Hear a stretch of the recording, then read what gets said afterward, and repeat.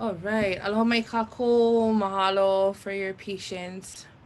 A little bit phone calls, text messaging, all of that to get everything kind of squared away.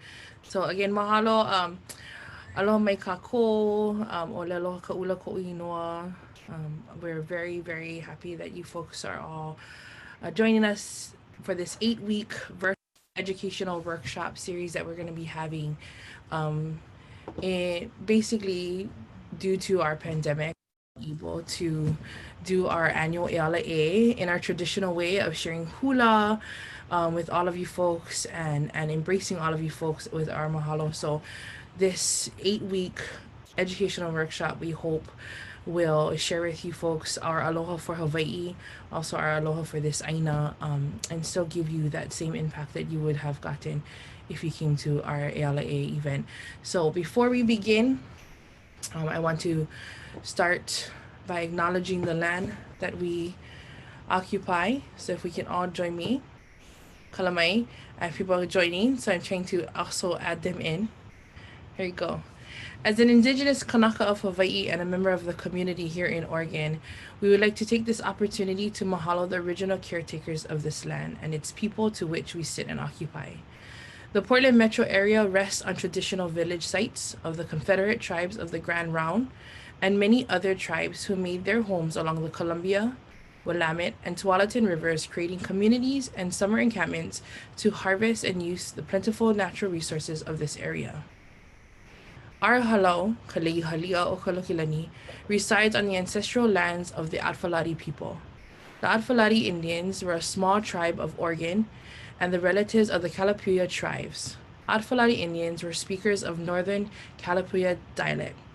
Like many other West Coast Indian tribes, the Atfalati people were relocated to the Grand Round Reservation in Oregon during the 1800s. There, they were merged with other native tribes and their language rapidly vanished. The Atfalati Kalapuya language is no longer spoken today. But through the efforts of some of the young people working in to learn their ancestral language, they hope to see a revival of a language that once flourished this aina. Yola no. So on behalf of Kalei Haliʻa o Lokelani, we want to welcome all of you to our 8-week program of Mālama Hōnua. Just to give you folks a little bit of background, I know we've done this a lot. This one feels a little bit more not a little bit more formal. Kalamai, trying to make it as informal and relaxed because a lot of the aunties have to do this as well. So I'm trying to relax it out for everybody. But just to give you folks a background, we are Kalei Haliʻa o Lokelani. Our halau was founded in 2009, and we've made our home here in Aloha, Oregon. Our halau sits in Hillsboro, as we just said, and we honor the Atfalati people of the Kalapuya tribes. Our halau was founded with the mission to honor the heritage of Hawaii. Growing up in Hawaii, I definitely took for granted the rich culture that surrounded me. And as an olapa and a homana of Kikulau Navihi o Kalani Pu'u, being able to immerse ourselves in our culture and be surrounded by those who shared in that same environment gave me the tools to carry on what our kupuna had set forth for us. Moving to the continent was definitely an eye opener when it came to culture and what people envisioned Hawaii to be. At first, you're like, wow, geez, really? I can't believe they don't know. Or why are they asking me these questions that for me seem like common knowledge? Well, as the years went on, I learned that the ignorance that came from those questions that upset me as well was due to the lack of education, the lack of information provided here on the continent about Hawaii. Yes, many can argue that we all have to take the initiative to seek information and have the humility to recognize that we are always learning. However, it definitely would be helpful if this information was shared with so many across the continent. One of the things that I did learn about the information that I shared about Hawaii here is that in the history books here on the continent, when students learn about Hawaii, it is a 2-paragraph educational piece that teaches people about Hawaii and that we are the 50th state. And many people, many of our Hawaii people were so excited to be able to be part of the United States. So many different stories. And so there's a lot of a lot of questions behind that. And when I looked at that and I was like, interesting that that's all the information that they provide. And as someone who grew up in Hawaii, of course, we learned so much more about what happened. And so for our halau, for the past 10 years, the past 10 ELAs, we have been able to share with our communities that information. Yeah, so kind of I gotta back up a little bit.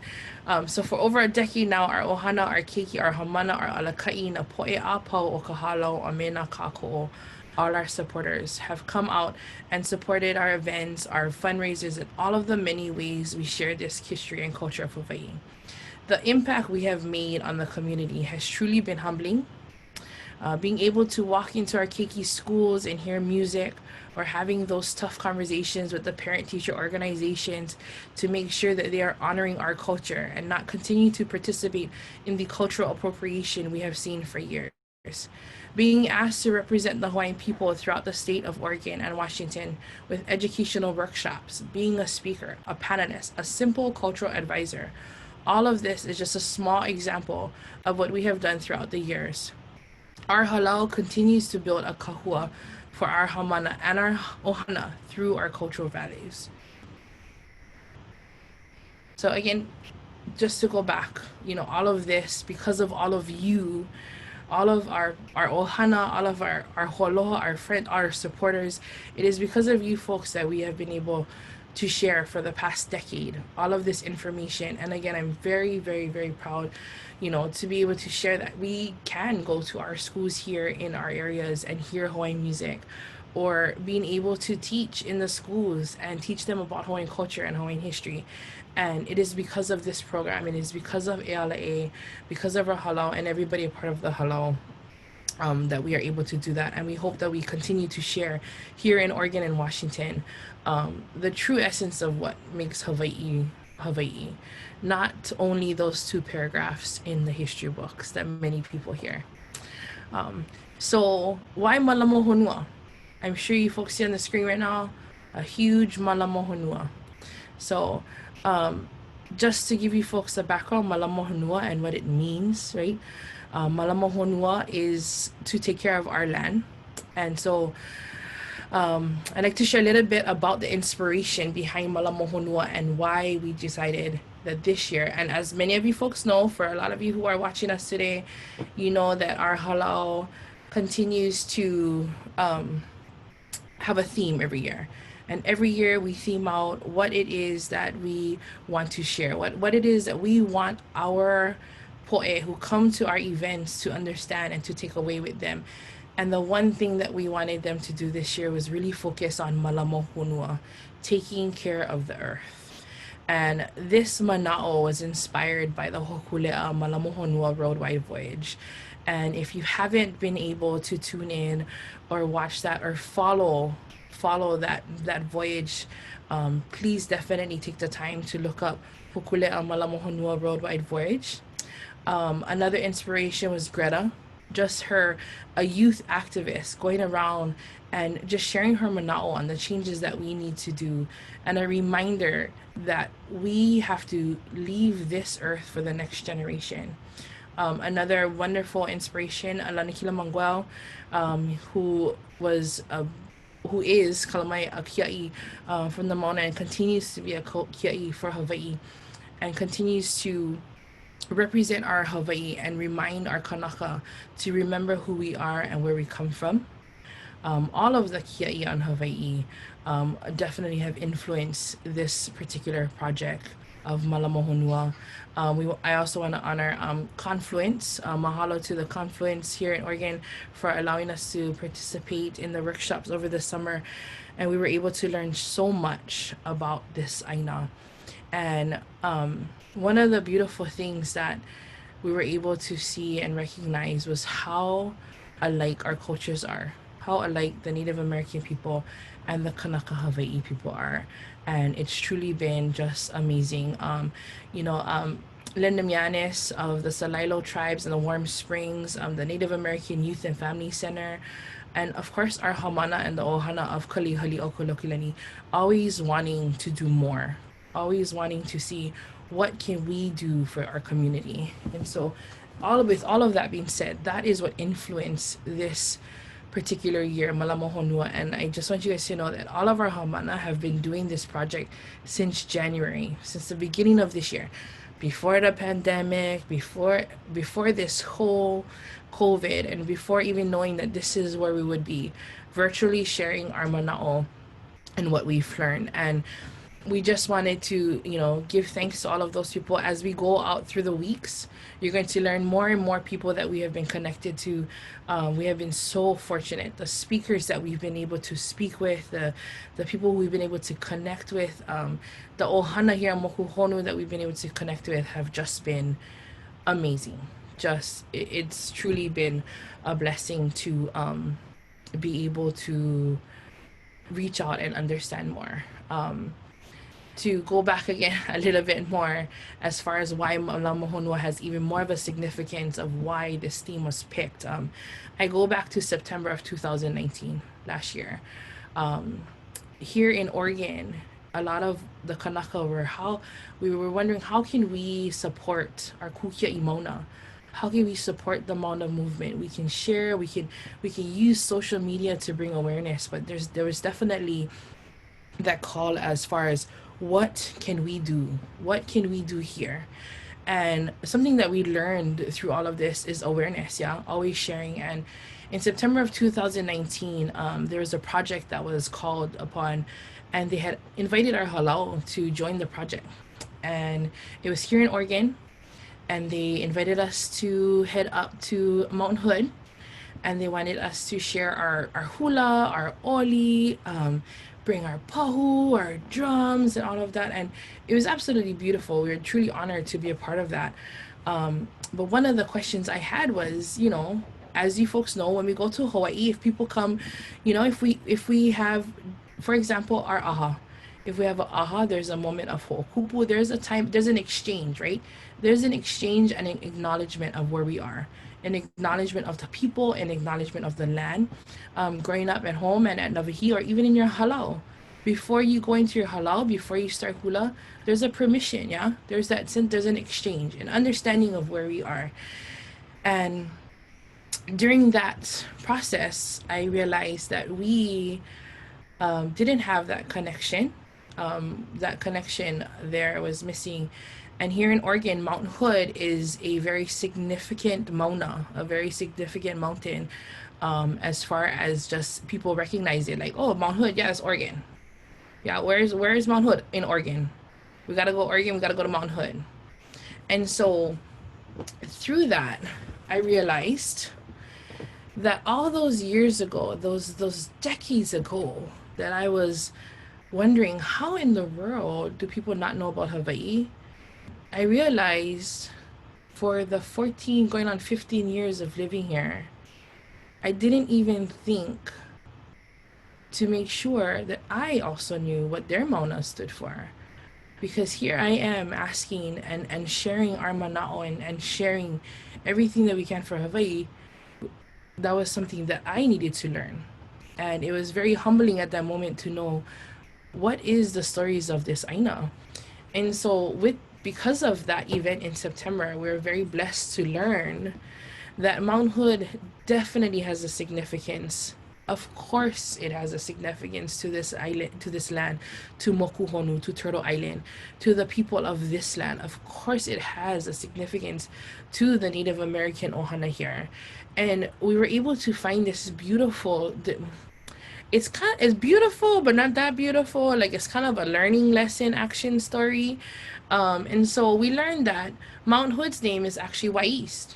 And from then, we started to teach our keiki. We started to use it because Mauna Awakea is the Mauna I grew up with. I grew up on that island, and that is the name. If anybody was to call it anything else, we would automatically correct them. And so we learned this story about Wai'is and Kalamai, if I do not say these names correctly, to our Native American ohana. I know there's a lot of them watching, so again, Kalamai, sorry. Tried my very best to learn.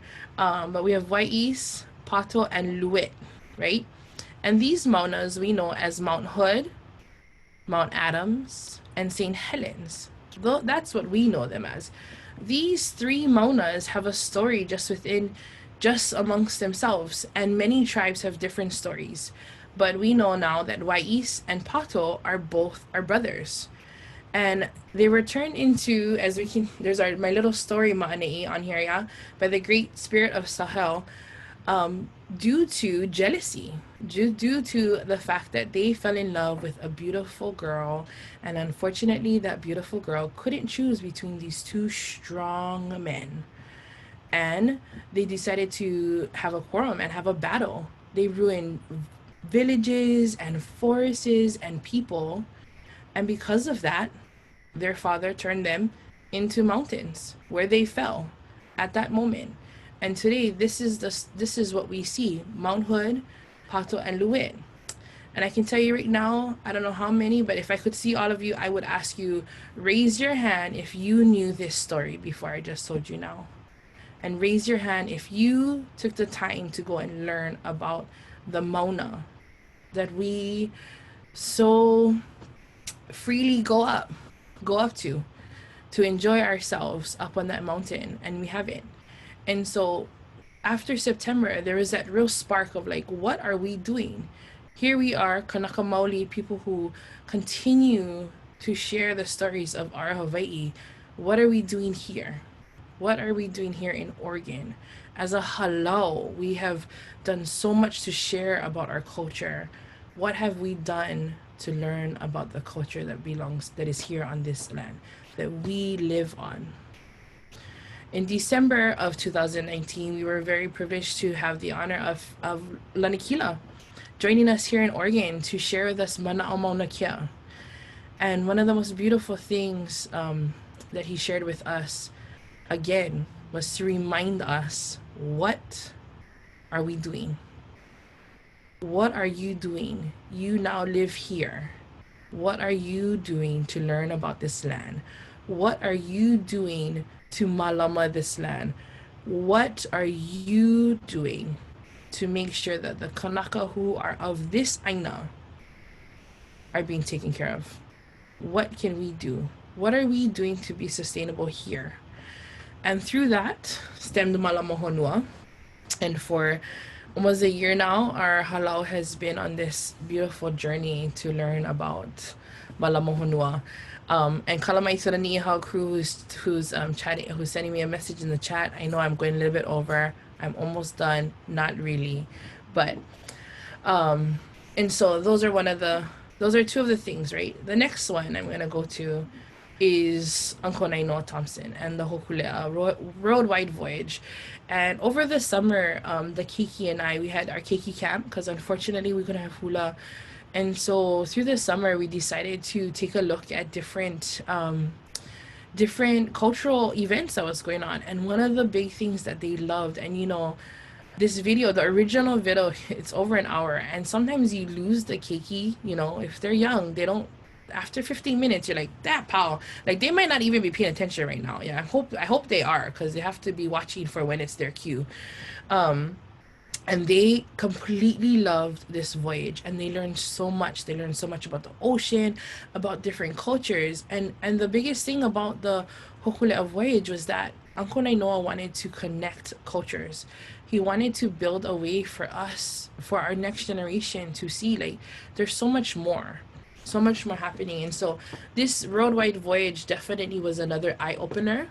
And so I'm gonna click out here. I'm gonna play this video. It's not that long, but I would like to play this video for you folks, because one of the things that really stood out for me was when Uncle Nainoa says, Hokulea is pulling us into the direction of asking the question, are you going to be responsible, and are you going to take action?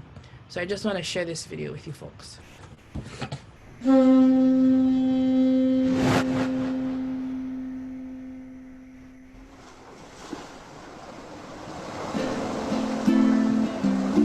7,000 years ago, the first really oceanic people came out of China, and it came out of Taiwan. Then you get to Polynesia, this oceanic country bounded by Hawai'i in the north and New Zealand in the southwest, and Rapa Nui in the east.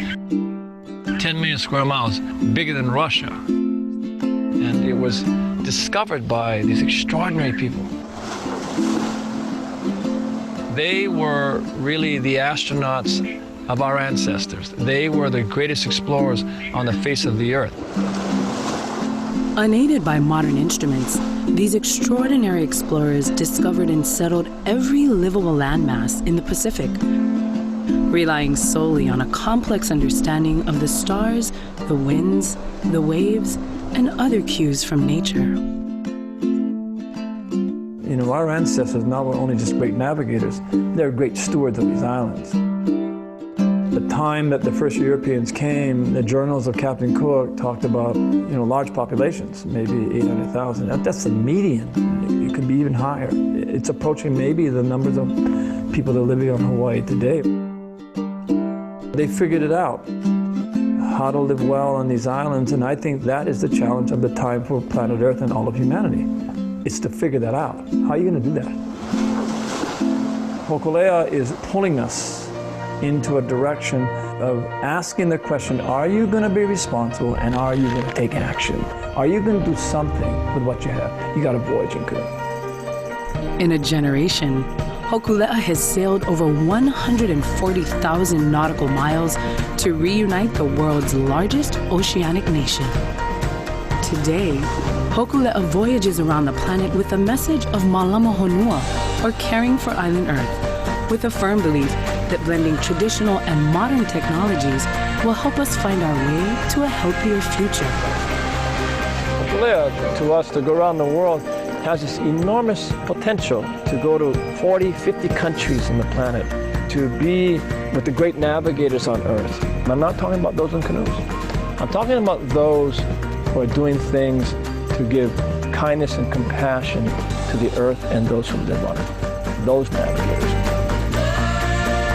We're not going to change the world, but we're going to go and build a network of people around the Earth who are going to change it. And our job is to help them be successful.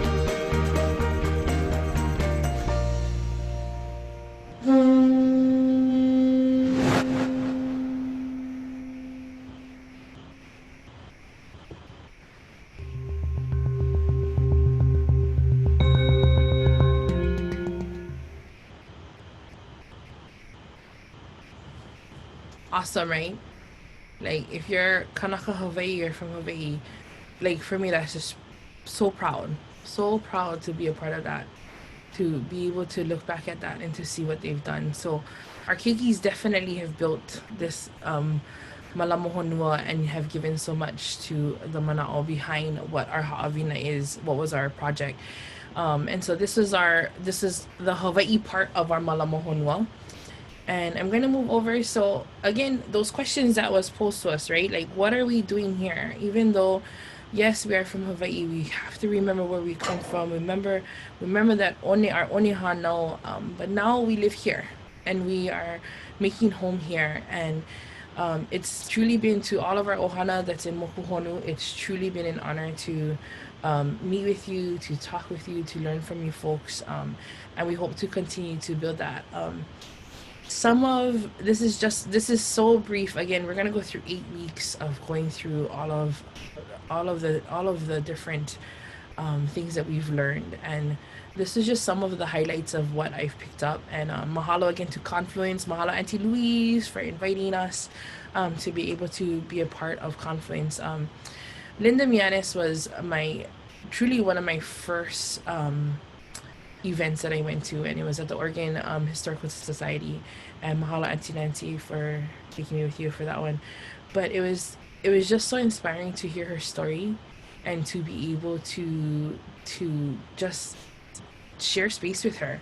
And so I have, again, sorry, Kalama, I get videos for this one too. I know everybody's like, oh, Lei, going over, but I promise you that these videos will also inspire you as well, to learn more about the people who occupy whose aina this is, and they are incredible people.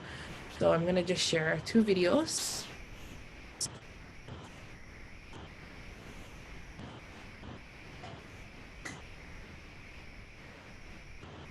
Well, I have to relearn the language because I was boarding school myself in Oklahoma at Riverside Indian School. That's where I went to school. But my great-grandfather, the chief, Tommy Thompson, he never had an education. And my great-grandma Flora, she only had 2nd grade. But both were very wise, very smart. For back in those days, you know, they didn't felt that being Native was important. And so when my grandfather, his uncle had passed, who was chief then, became chief when he was 20 and lived to be 114 when he died. I lived on salmon every day, so that was the importance of trying to keep keep Celilo Falls, was because of our salmon, because it was our way of life, it was our survival. And so when they took that away, my great-grandma Flora said that my grandfather died of a broken heart because that's what he lived for, was to keep the salmon.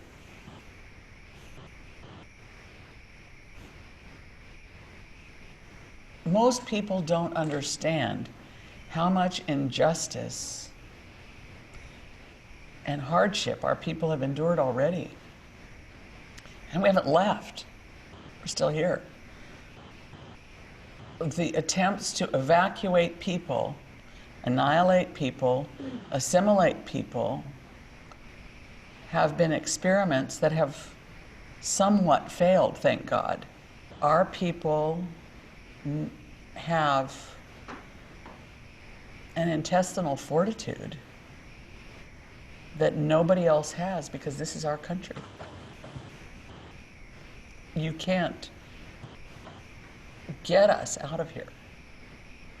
And the same is true of the river. We're always going to be, no matter what they do to the river, pollute it, dam it, change it, in many, many ways. No matter what they do, it's still our river.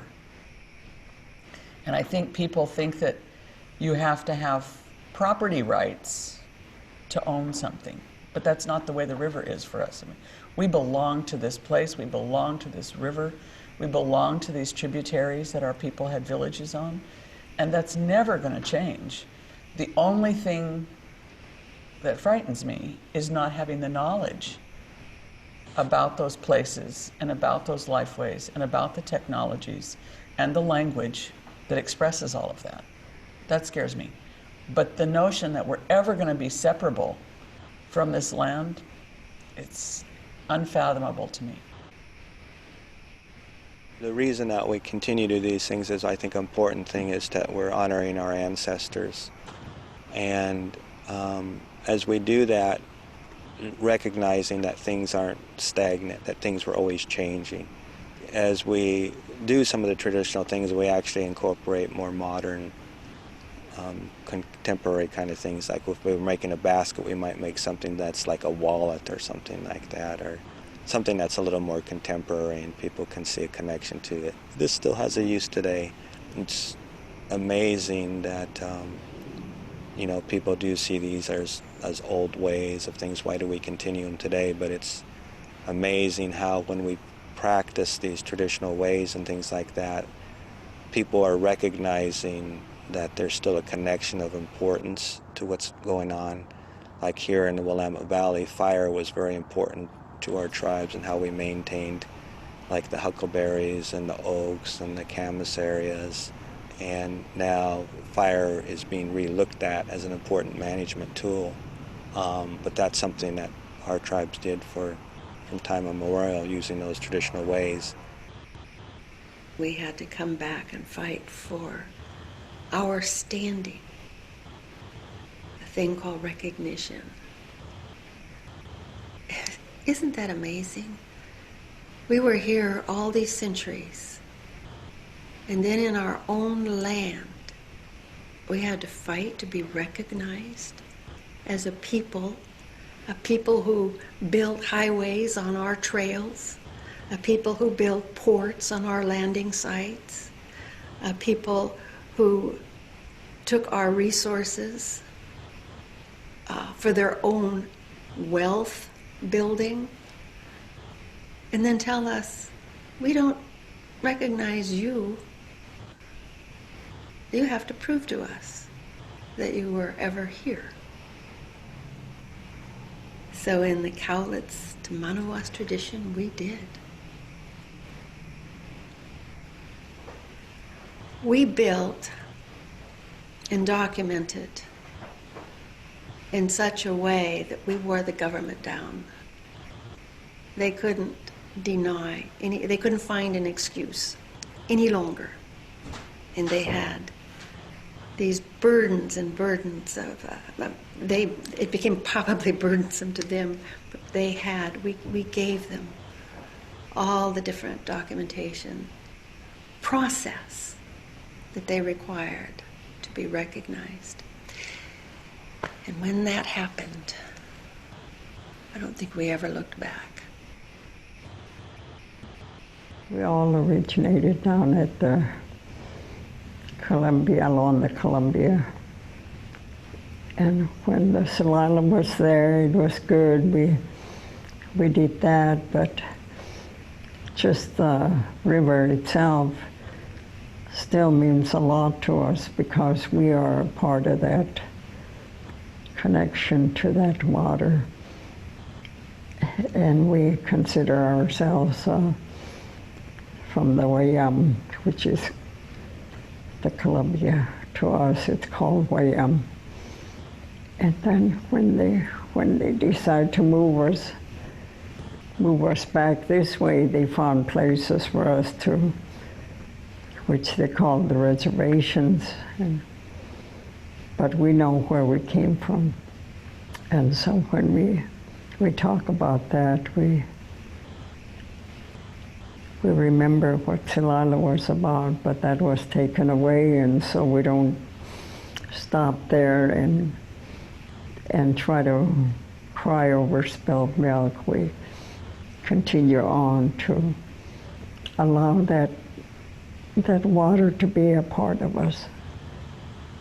And we're still part of the Wayam.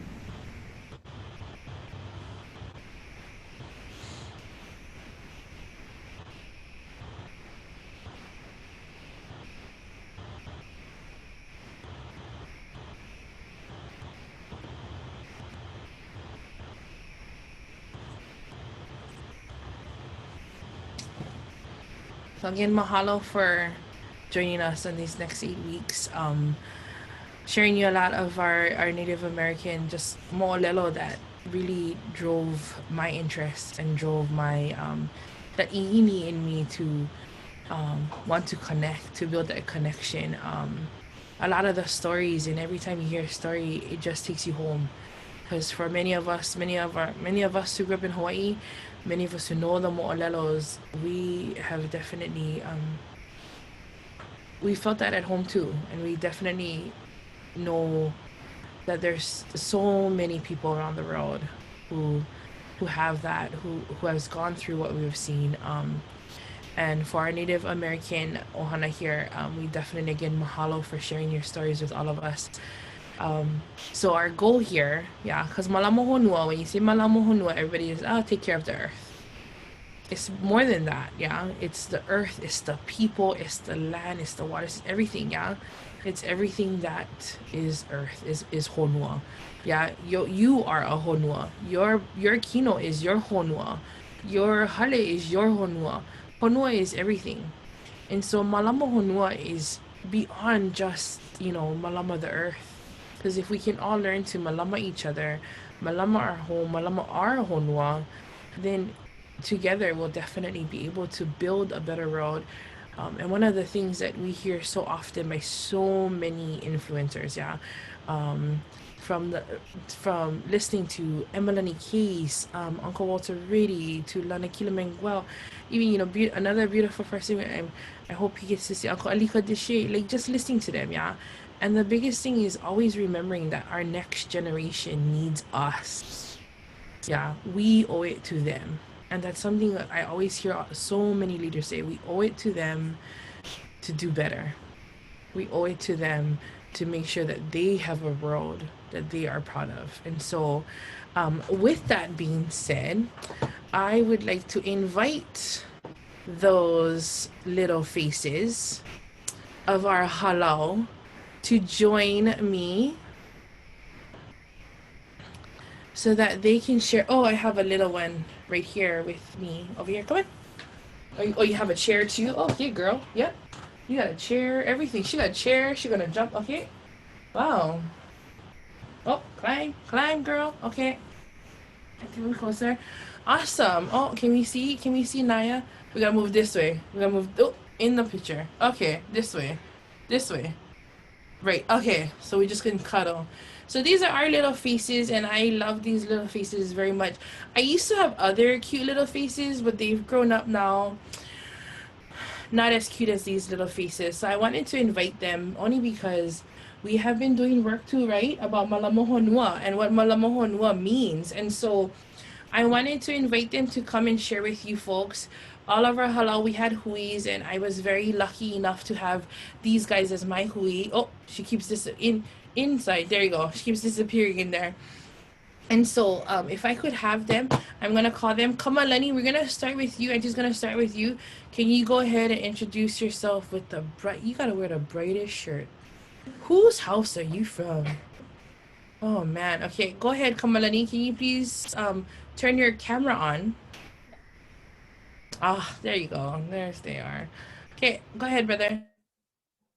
Aloha, o Kamalani ko ingoa. No Briverton my out. Umi kumakai o makahiki. And Mālama Hōnua means to me taking care of the earth wherever you are, such as turning off the lights when you don't need it and turning the water off when you do not need it. And I use a metal water bottle to help Mālama Hōnua daily.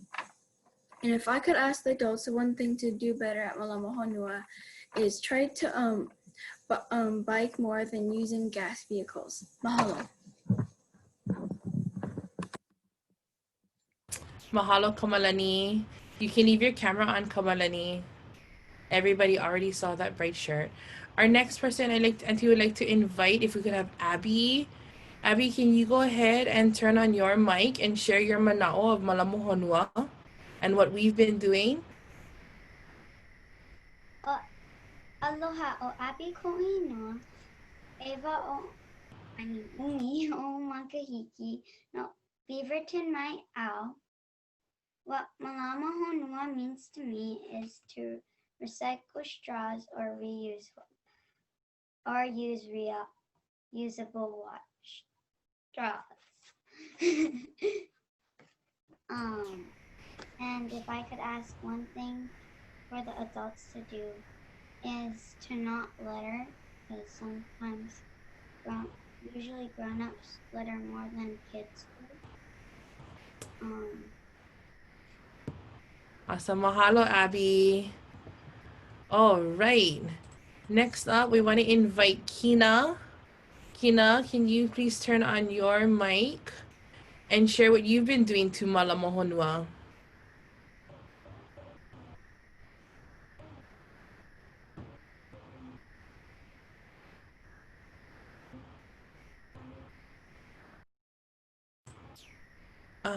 Kina, are you on mute? Oh, maybe you gotta get closer to the mic, Kalamai. Okay, there we go. Yep, and continue. Oh, girl. Yeah, that's good. And go.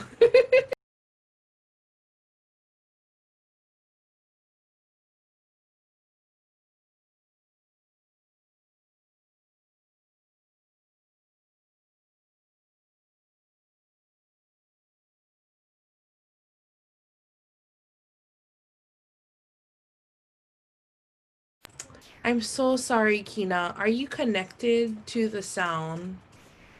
Kalamai, because we can't hear you. But why don't you go ahead and connect to the sound? Why don't we go, we're gonna go to Mia, Kina, and we're gonna come back to you, okay? Okay, Mia, can we have you come on, Mia? Mahalo. Aloha, Mia. Aloha. O mia ko inoa, umi o makahiki, no Beaverton mai au, Haliʻa ike kula o Cooper Mountain. What Mālama Hōnua means to me is not littering, turning off lights when I don't need to use them, watering my garden, and planting more plants for our nature to grow more. And I would tell a grown-up to be nicer to our planet and be more respectful to all the kids and people around us. Mahalo, Mia. Awesome. Kina, are we good? Oh, we have jumped ship. Okay, Kina. Into a spot. Ooh! And now she got a background. You go, Kina.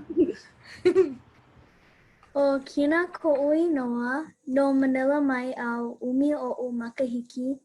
Mālama Hōnua to me means that making sure that when I'm a grown-up, I have a healthy, living, vibrant, and green earth to live in. What you can do to help is not waste water, save electricity, recycle, and use metal water bottles. I recycle, use a metal water bottle, and save water and electricity daily to help Mālama Hōnua. If I could ask the adults to better Mālama Hōnua, I would ask them to stop littering and wasting plastic. Mahalo.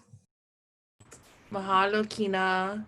All right, we're going to have Juniper. Where is our Juniper? There she is. Okay, Juniper, your turn. Aloha, o Juniper ko'ui noa, umi o makahiki, no Portland mai au, hele au ike kula o riki. To me, Mālama Hōnua means not burning coal or fossil fuels, because if we don't stop doing that, many species will die, including humans. We can do our part by riding our bikes more than using cars. If I were to ask adults to do one thing better, I would ask them to buy more electric cars or get smaller cars if we can't afford them. Mahalo, Juniper. All right, next we have Mehana.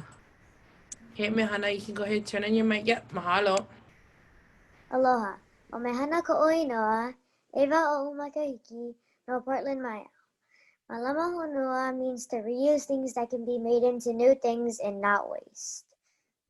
If I could ask the adults to Mālama Hōnua better, I would tell them to not litter because it can go into our oceans and hurt all the sea animals. Mahalo. Mahalo, Mehana. All right, next we have Malia.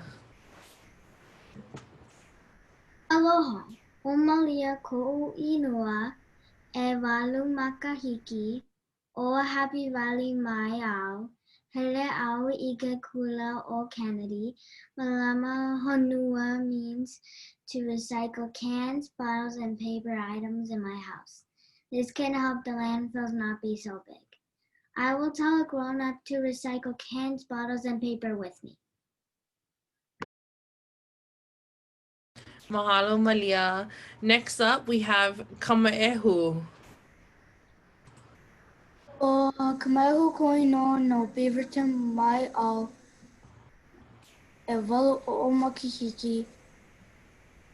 What Mālama Hōnua means to me is to use less electricity and use less cars and recycle.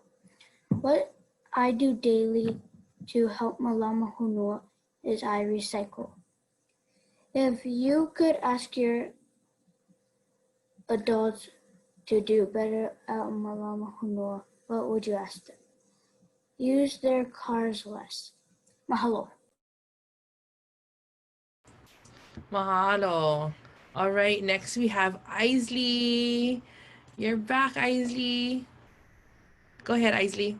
Aloha. O Isaac ko'i noa, e ana makahiki, o Happy Valley mai au, hele au ike kula o candy. Mālama Hōnua means saving energy. I can turn off lights, don't waste water, and recycle. I would tell a grown-up to pick up trash on the ground with me. Mai kai, mahalo, Isley. All right, our last but not least, this little face right here is truly a hula baby. She's been dancing with us since she was in her mommy's tummy, 8 weeks. Well, from the beginning. Yeah, this and I'm sorry. And ovai koinoa, onaya. Onaya. Louder, so everybody can. Onaya. Onaya. Koinoa. Ko'inoa. Elima. Lima. O makahiki. Makahiki. What does Mālama Hōnua mean to you? To not waste water and clean it and make sure you recycle. Not to waste water, to clean, and to recycle. Is that what you said? Okay, and Auntie Neva Spotlight, Kalamai, I'm going to do that right now. And if you could tell the adults one thing, what would you tell them to do? If they could help the earth, what would you tell them? To help clean the water. To help clean the water, my kai, because water is important, huh? Without water, can we survive? Ole, my kai. All right, mahalo nui. She's gonna stay right there because she's like looking at herself. So, mahalo nui for our keikis. Did Auntie forget anybody? No, okay, thank goodness. I forgot somebody earlier, kalamai. So that's our Mālama Hōnua. I know we went a little bit longer, started a little bit later. Our keikis have been talking about Mālama Hōnua through the whole year. They've been talking about what they can do, how they can be a part of it. And my hope is that they continue to do the daily things. One thing that they did this summer, everybody raised their hand if they started their own garden at home. Right? And was that something new for us? Yep. We're learning to be sustainable. How many of us recycled and also started a compost? Raise your hand if you started your compost. Mai kai. So those are things, because in order to malama our honua, we have to be a part of it, right? Whose kuleana is to malama our honua? Raise your hand if it's your kuleana. Mai kai. And we know what does kuleana mean? Responsibility, mai kai. Awesome. Mahalo nui loa for all of our keikis for joining us and joining our opening of Mālama Hōnua. With that being said, kalamai again to our wonderful hui that's waiting for our great introduction to come to an end. We want to invite all of you to join us every Friday. We're going to be starting at 6:30. It will not be this long next time around because we're just going to have our huis. We just wanted to give you a little bit of mana'o of what Mālama Hōnua is about. So it's not just about our cultures connecting. It's not just about us learning. It's also about teaching our keiki about what they need to do, what their kuleana is, so that they too can in turn have that same mana'o for the next generation. So with that being said, we want to invite our first hui. So now that our first hui is coming up, all our keikis are going to turn off their camera. They're going to say hui ho. Yes. Looks like Naya's not going to say hui ho. Okay, perfect. And we're going to invite our first hui. And this hui is going to be representing Ni'ihau and the Tlingit tribe here on the West Coast. I know that they come from more up north, not necessarily Oregon. So I like to invite the hui out here. I know we have Stephanie, Pacheco, Auntie Kiele. Perfect. Yep, they're going for it. Awesome. All right. Kalamai. There we go. Viliumai ekalehulehu, mahalo everyone for being here tonight with us. We are the Ni'ihau and Tlingit group for this Mālama Hōnua project. Our group consists of Haley, Auntie Kiele, myself, Kiana Kaho'one, Lehua, and Natalie Kimura. But before we start today, we just wanted to echo what Leigh was doing earlier and acknowledge the land that we're on. Many of us in our group are in the Beaverton, Hillsborough, and Portland area. And we just want to acknowledge the Kalapuya and Afulati people who are here before us. And we want to mahalo them from their space here in time immemorial, and mahalo them for giving us this opportunity to share today. So we hope that we make all of you proud, and we also want to recognize the Tlingit. We want to shout out Nahan, who is here with us tonight and who was able to share with us, and we'll talk about him a little bit later. But yeah, so we'll get started, and I think Haley is our first speaker. So I'll be doing the introduction. Ni'ihau is the oldest mokupuni of the 8 main islands of Hawai'i. The main source of income for Ni'ihau is the art pupu shells provide. and the Kahelelani were named after the first ali'i of Ni'ihau. In 2004, a bill was signed to protect the art and identity of Ni'ihau shell jewelry. People on Ni'ihau use generators for light, have no running water, and they appreciate a simpler lifestyle, spending less time in the house. They learned from their kupuna, or elders, and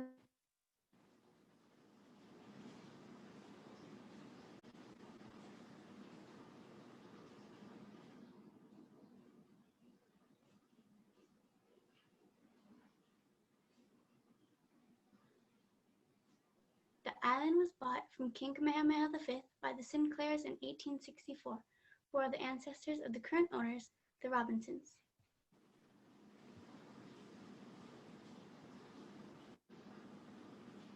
Ni'ihau is known for their lei pupu, or the Ni'ihau shells. The pupu of Ni'ihau refers to shells that are actually gathered only on the shores of Ni'ihau, also known as the Forbidden Island.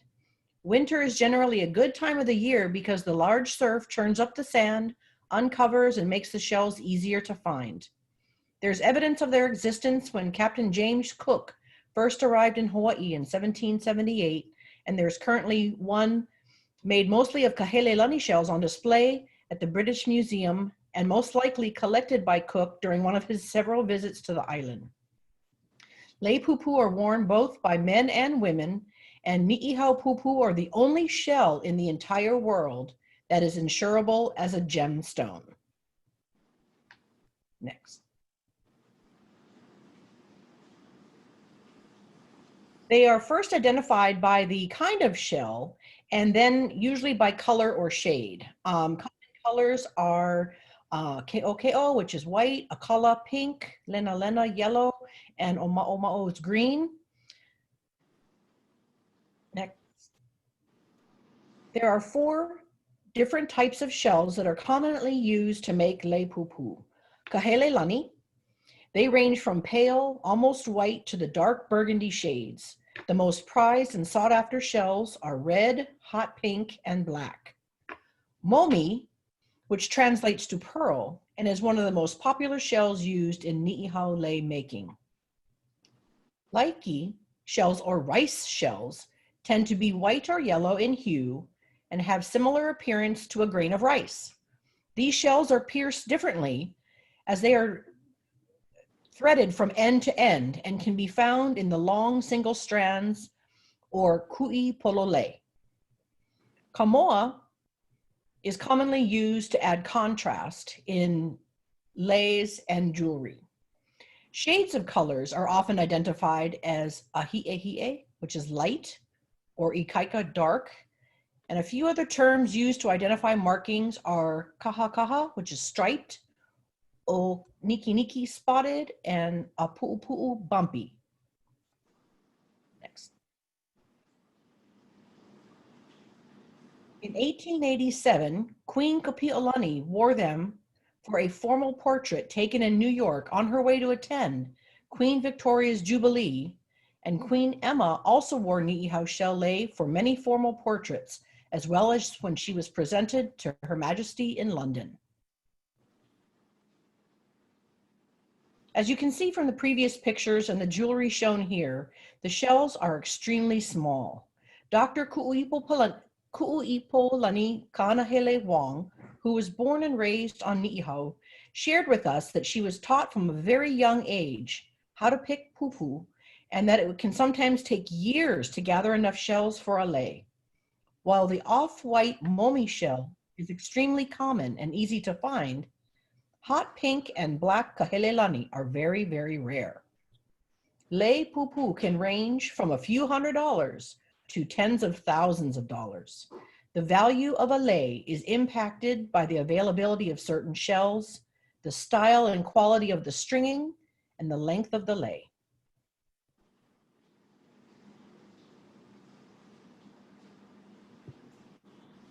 All right, so we're also going to talk about some of the issues and the history of Ni'ihau.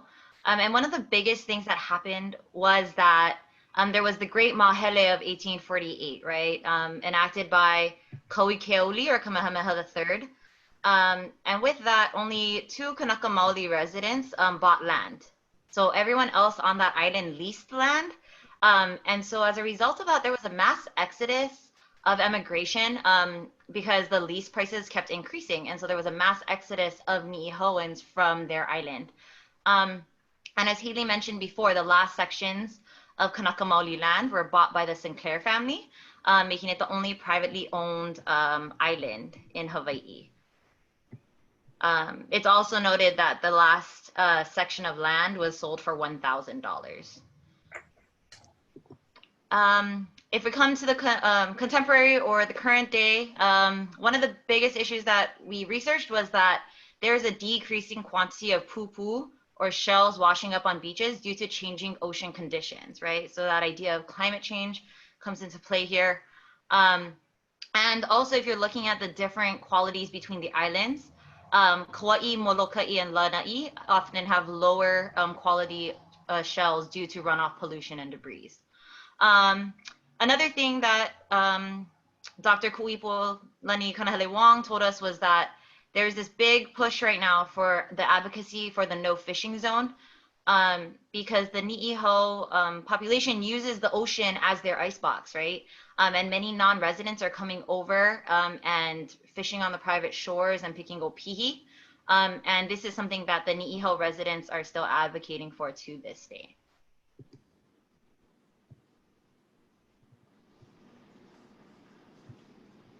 For the activism of Ni'iho, one of the things that the people of Ni'iho had to stand up or fight for was the use of the Ni'iho shell name to keep others from exploiting the sales of non-Ni'iho shell leis or items.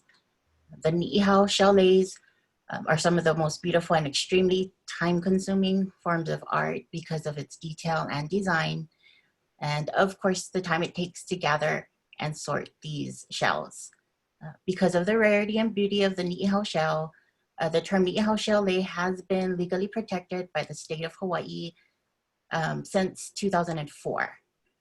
The sale or use of the Ni'iho shell names are prohibited unless the shells are 100% from the island of Ni'iho and the item is made in Hawaii. There are exceptions for limited use of non-Ni'iho shells of 80%, but the exact percentage must be counted and identified. The Ni'iho shell leis are one of the main sources of income for the people of Ni'iho. And we do urge anyone that would like to purchase Ni'iho shell leis to do their research to ensure that they are getting an authentic Ni'iho shell lei, and that the leis are sold from an outlet that is directly from and for the Ni'iho people. Also, the Ni'iho Cultural Heritage Foundation, as well as Aloha in 2005, was they were given a grant. Ni'iho people was given a grant to help the people of Ni'iho to preserve their art, language, and their culture.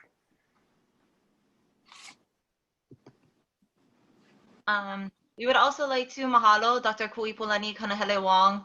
She took time out of her Saturday to meet with us and share some of her experiences of growing up on Ni'iho and her passion for language, and also just shared a lot of her art with us. She shared so many Ni'iho lei that we were just so amazed at the beauty of it and the longevity of it. So we just want to really mahalo her. She is the director and professor of the Kawaii Center for Hawaiian Language at the Hawai'i Nui Akea School of Hawaiian Knowledge at the University of Hawaii at Manoa. If you would like to support her, she just came out with a puke, a book, Mai Puka Iki Kula Maniania Pu'uwai Aloha o Ka'ohana from the University of Hawaii Press. So if you go to that website, the uhpress.hawaii.edu, and you can take a look at her book. It's all in Hawaiian, but it talks about her experiences and the people of Ni'iho. As some of our other group members have said, you can support the Ni'iho Cultural Heritage Foundation, which has a lot of information about the art and the lei and the language and the culture. Another thing we can do is purchasing lei and jewelry from vendors who work directly with families from Ni'ihau. So if you go to the Ni'ihau Heritage site, there is a tab that says where to buy Ni'ihau shell lei, because they have vendors that have been working with them for many years. If you're a part of the halal, you'll know Auntie Donna Ching. So if you contact Auntie Donna, Lei, or even myself directly, Auntie Donna has a contact, an actual resident of Ni'ihau who makes leis for her income. So you can let us know and we can get that connection made. Another thing that Dr. Kui'ipolani Kanahele Wong shared with us is that she would really love to see the next generation use our voices and social media platforms to spread support and awareness for the Ni'ihau culture and lifestyle, right? And one of the biggest examples is that advocating for the no fishing zone legislation that's happening on Ni'ihau. All right, and with that, we are going to transition to the Tlingit.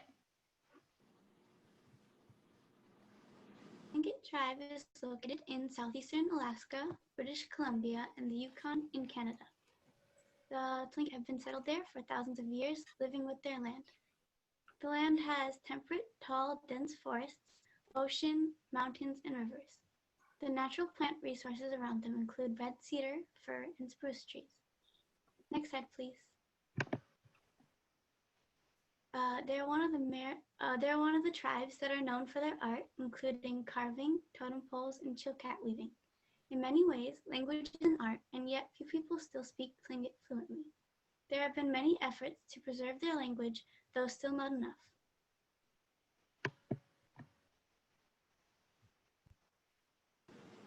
The Tlingit are mainly known for their chilkat weaving. It is a traditional form of weaving that is practiced by the Tlingit, Haida, and other Northwest Coast peoples of Alaska and British Columbia.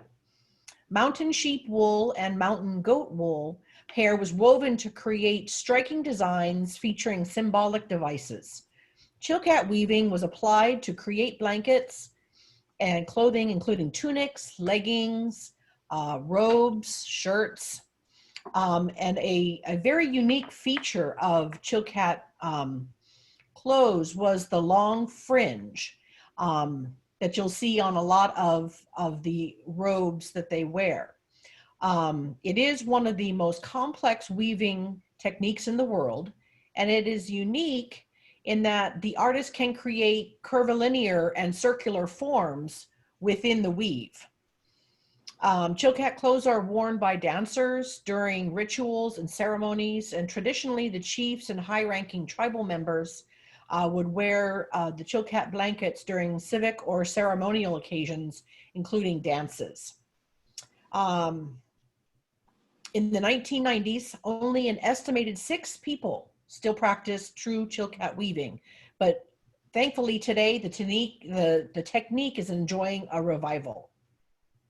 Next slide. Many of these same designs are used on chilkat woven clothes that can be seen on bangles, bracelets, necklaces, wall hangings, and other adornments.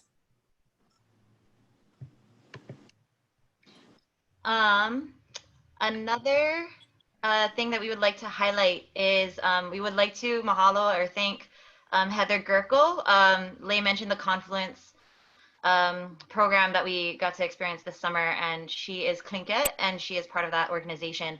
But she directed us to this resource, and it's a documentary about Tlingit masters, their apprentices, and their descendants. So this is basically one about Tlingit art. And so if anyone would like to look it up, it's on YouTube. And it's called Lineage, Tlingit Artists Across Generations. And the user or like the company is 360 North. So you'll be able to find that pretty easily in YouTube. So as we kind of mentioned, right, we are learning about these people. And so a lot of this, we started with research. And so it was very important to us that we looked up history written by the people, by Tlingit individuals. And so one of the articles we found kind of walked us through with important dates in history. And one of them was from 1836 to 1840, there was an epidemic with smallpox and other diseases, just like with many other indigenous people. Half of the population at or near Sitka was wiped out. In 1867, there was the Treaty Purchase of Alaska and the Treaty of Cession, which kind of led to American colonization and development. In 1884 was the first Organic Act, which affected claims to land and settlements. Oh, Kalama, that's there twice. And then in 1885, there was the Major Crimes Act, which stripped the rights to deal with criminal matters according to the traditional customs, which was a big turning point. In 1912, the Alaska Native Brotherhood was founded, which fought prejudice and elevated status of Tlingit and Haida as American citizens. In 1924, there was the Citizenship Act, which meant this was the first time that a lot of Tlingit individuals received citizenship because they rejected certain, they refused to reject their certain customs and relationships. So it wasn't until 1924 they were granted citizenship. In 1971, the Alaska Native Claims Settlement Act established the Sealaska Corporation. And so in the present day, there's just like with many other indigenous people, there's that intergenerational trauma, right, from colonization. You know, with all of the needing to go to boarding schools and needing to cede their lands and not receiving that back until later. So all of that gets passed down between generations and affects us to them to this day as it does our people. But some of the other things that we discussed were the effects of the tribe running through a corporation, right? There are some definite positives to that, but there are also some downfalls because of the effects of colonization on a space. And this was through one of the individuals that we spoke with. So there was kind of that perspective. Go ahead. Okay. So throughout our project, we've identified a few different ways that activism is playing out presently, but also throughout history as well. And so we have several different women in Tlingit activism who have been recognized throughout history, and they've held kind of like high-level positions in the Sealaska Corporation, which is a complicated issue in itself, different private business organizations, different grassroots organization action groups, and the first one that we kind of identified was Elizabeth Wanamaker Petrovich. And she was a really staunch supporter of equal rights, not only just for Alaska Natives, but especially for Alaska Native women. And she helped push for the Alaska's Anti-Discrimination Act in 1945. Kalamai, one of our other group members was unable to make it tonight, so I'll add on to that too. She said, as times have changed, so have the roles of Native Tlingit women. Echoing a lot of what Leialoha said, they now hold many high-level positions in the areas of public and private business organizations, social action groups, retail business, and other cultural organizations. Women have actually been one of the main fronts for activism within the Tlingit tribe. Speaking of Elizabeth Wanamaker Petrovich, we would also like to recognize Dr. Rosita Worrell.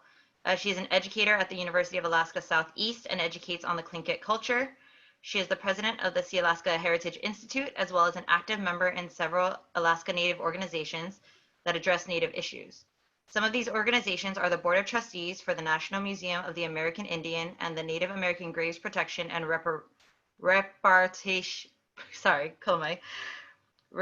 Repatriation Act Review Committee. Yeah. We had to do that. So here is Dr. Rosita Worrell. We'd also like to say Gunalchish. I know I probably didn't say that correctly, but we really wanted to honor your language to Nahan. And Leialoha was able to get Nahan to speak with us. So Leialoha, would you like to share a little bit more about Nahan and his work? Hi, yeah, so Nahan is my friend. We connected through our kind of art and activism work over Instagram. And so his main takeaway from our main takeaway from his talk with us was that one of the best ways that you can support not only the Tlingit tribe, but also just Native American groups, Alaska Native and Indigenous groups as a whole, is to show up for each other at a community level. And so divesting from any institutions or corporations that would kind of limit the autonomy of the Native groups being involved. And so what he does is he holds Tlingit language classes for people in his community. That is all free of charge, free of any corporation involvement or institution. And he also is working to revive different traditional tattooing, not only in Tlingit culture, but also in different Polynesian cultures as well, including our own.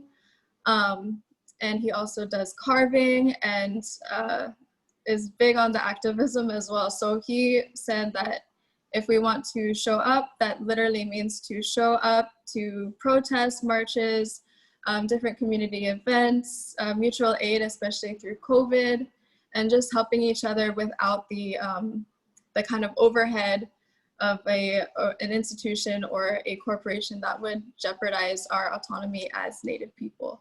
So these are two ways that you can support him, either through his PayPal or his Venmo.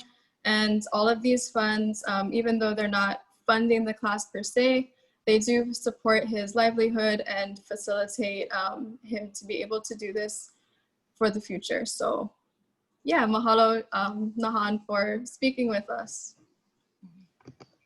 For sure. So like Lehua was saying, Nahan really emphasized that, and we really want to make sure that we live through that, right? Showing up in solidarity. And part of that is educating ourselves and supporting cultural revitalization.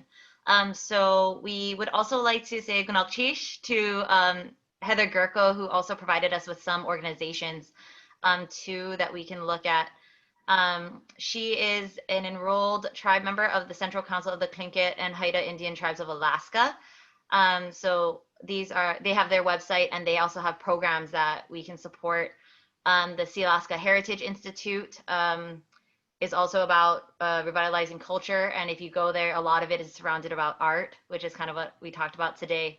The Gold Belt Heritage Foundation is also really Tlingit based. The last three are not solely Tlingit based, but actually are helping a lot of Indigenous people or a lot of people that are Alaska Native. So we have the First Alaskans Institute, the Healing Hand Foundation, and the Nakani Native Program. With their links are attached here, but we will try to get that out to you folks as well. And again, just supporting the grassroots effort of decolonization and cultural revitalization, and supporting individual practitioners like Nahan. And again, we posted his information there if anyone would like to support what he's doing. So here are resources and references for all of the things that we researched. We are hoping to kind of make a more organized list so that we can share this in a more organized way with the public, so that everyone can do their own research as well and learn more. So with that said, our last piece of Ha'awina was to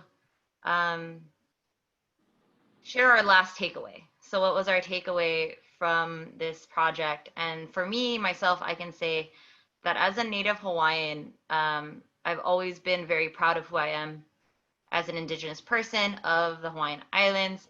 But this project really spoke to me about how we can really show up for the people here and how we can really support them and what we can do. And our stories are very similar. And what can we do with that? We can empower each other, and we can help with all of these cultural revitalization efforts, and we are stronger together.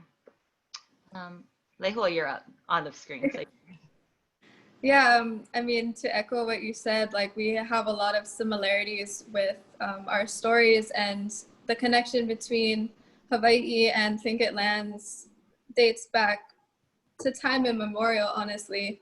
And in post-Western contact history, back in the 90s, Nahan's tribe gave us, the Polynesian Voyaging Society, 2 Sitka spruce logs to create one of our voyaging canoes to travel around the world, like Lei was mentioning earlier in the presentation.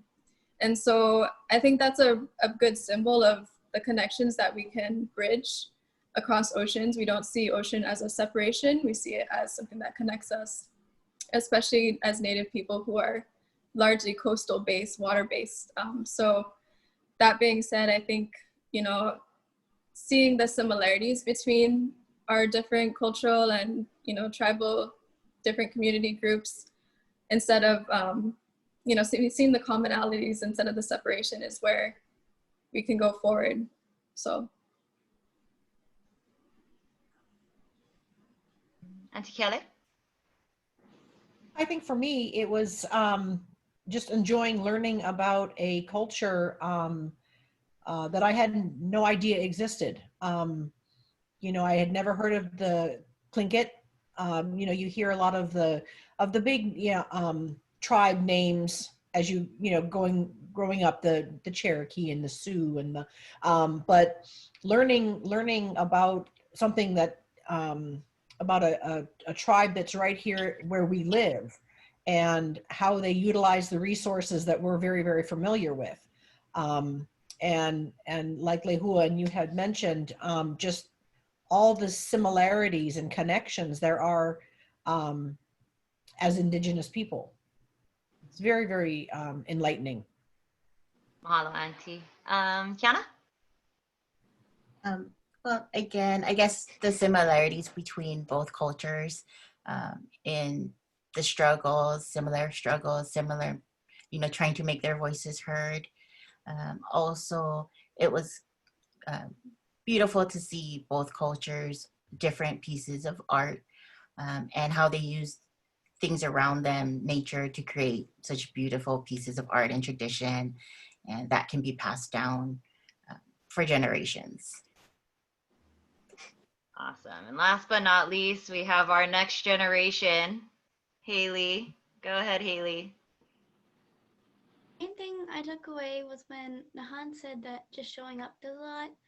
I think the project really opened my eyes to recognize how recognizing, supporting, and participating in a culture can help a culture in more ways than we think.